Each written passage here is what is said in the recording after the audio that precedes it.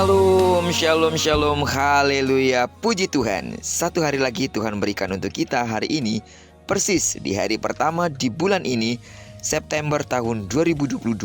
Sungguh ini adalah sebuah anugerah, amin. Dan doa kita bersama serta harapan kita bersama bahwa sebagaimana kita telah melewati 31 hari di bulan Agustus dengan segala problematikanya dan kita bisa lulus selesai untuk menjalaninya bersama Tuhan, maka di bulan September ini juga Tuhan pasti akan lakukan sesuatu bagi hidup kita dan kita akan bisa melewatinya bersama dengan Tuhan.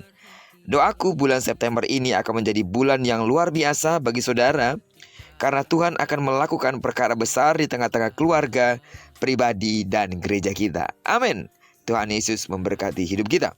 Baiklah, sebelum kita lebih jauh melakukan semua aktivitas kegiatan kita hari ini, izinkan kembali Tuhan bicara kepada kita dengan melanjutkan pembacaan Alkitab satu hari satu pasal dari pembacaan 48 hari bersama Yehezkiel. Dan hari ini kita telah memasuki hari yang kedua, maka kita akan membaca kitab Yehezkiel pasal yang kedua ayat pertama sampai dengan ayat yang ke-10. Judul perenungan kita pada pagi hari ini, dipanggil untuk sebuah tugas besar dan mulia. Sebagai pengantar renungan ini, saya akan coba bacakan untuk kita ayat yang pertama dengan judul perikop, Panggilan Yehezkiel. Firman-Nya kepadaku, hai anak manusia, bangunlah dan berdiri, karena aku hendak berbicara dengan engkau. Mendapat penglihatan akan kemuliaan Allah memang hal yang luar biasa. Tetapi peristiwa ini diikuti dengan perintah yang tidak mengenakan secara daging. Setelah melihat kemuliaan Allah, Yehezkiel diperintahkan untuk pergi kepada bangsa Israel. Tentu bukan hal yang mudah, karena mereka adalah bangsa pemberontak yang melawan Allah, yang keras kepala dan tegar hati. Namun, Allah tetap mengutus Yehezkiel sebagai nabi agar berada di tengah-tengah bangsa itu. Bagaimana mungkin bangsa pemberontak itu mau mendengarkan dirinya? Bisa jadi bangsa itu berbalik melawan atau bahkan melukainya. Namun Allah tahu kegelisahan hati Yehezkiel. Karena itu di dalam ayat yang ke-6 dikatakan, Allah berfirman, janganlah takut dan janganlah gentar. Allah meneguhkan hati nabi yang diutusnya itu agar tetap percaya kepadanya. Untuk itulah Allah menugaskan agar ia tetap menyampaikan perkataan Allah, terlepas dari mereka mau mendengar atau tidak. Secara sekilas hal ini terkesan seperti pekerjaan yang sia-sia saja.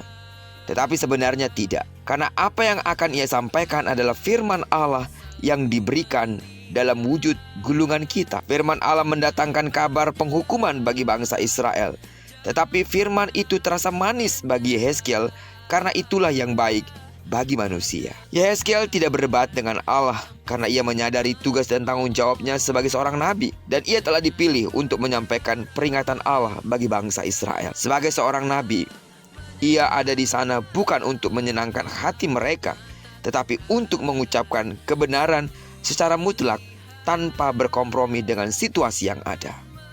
Sidang jemaat Tuhan, dari pembacaan kita hari ini, ada hal yang perlu kita renungkan, yaitu bahwa kita sebagai orang Kristen mempunyai tugas tanggung jawab yang sama untuk memberitakan kebenaran firman Tuhan. Amin. Saat menghadapi situasi yang tak terduga, dan saat kita menghadapi ada orang-orang yang tidak mau mendengarkan kita harus belajar dari Nabi Yehezkiel yang taat untuk melakukan apa yang diperintahkan Allah. Dan percayalah, Anda tidak sendiri. Waktu kita akan menyampaikan sebuah kebenaran firman kepada orang lain, kita akan diurapi oleh Tuhan. Mungkin memang gentar hati kita, bahkan kita tidak tahu harus bicara apa.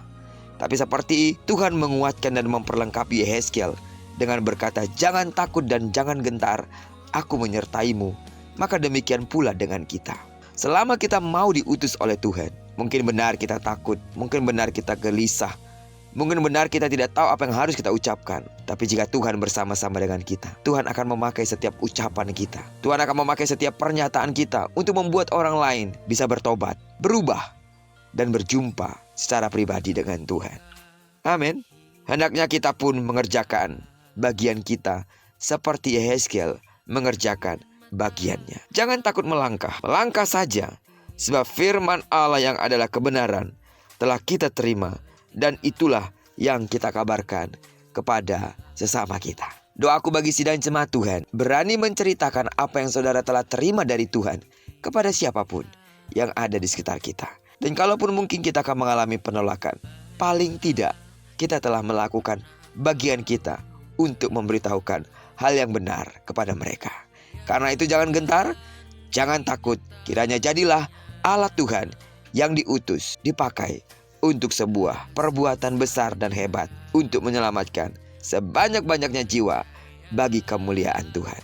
Terpujilah nama Tuhan. Kiranya perenungan kita pada pagi hari ini mengingatkan kita pada suatu pekerjaan besar dan mulia yang diberikan kepada kita. Diberkatilah kita bersama dengan orang-orang yang kita kasihi dimanapun mereka berada. Dan ditopanglah kita untuk menjalani hari ini. Kiranya seperti janjinya yang berkata bahwa apa yang dikerjakan tangan kanan dan tangan kiri kita dibuat yang berhasil, dan itu terjadi. Kemanapun kaki kanan dan kaki kiri kita melangkah sepanjang hari ini, di sana kemuliaan Tuhan akan dinyatakan. Kasih karunia Allah melimpahi hidupmu sepanjang hari ini. Terpujilah nama Tuhan. Shalom.